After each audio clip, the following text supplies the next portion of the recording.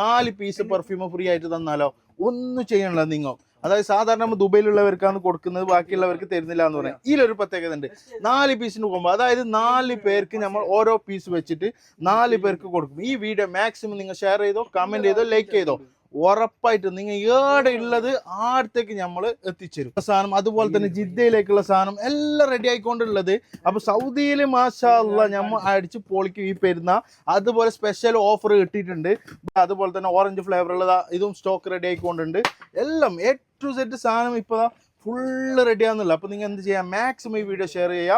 ഏടെ വേണമെന്ന് നിങ്ങൾക്ക് ചെറിയ ബിസിനസ് തുടങ്ങാൻ വേണ്ടിയിട്ട് വിചാരിക്കുന്നവർക്ക് ചെറിയ പീസെല്ലാം വേണമെന്നുള്ള ക്വാണ്ടിറ്റിയിൽ നമ്മൾ സാധനം ഉണ്ടാക്കി നിങ്ങളെ പേരിലാക്കി തരും.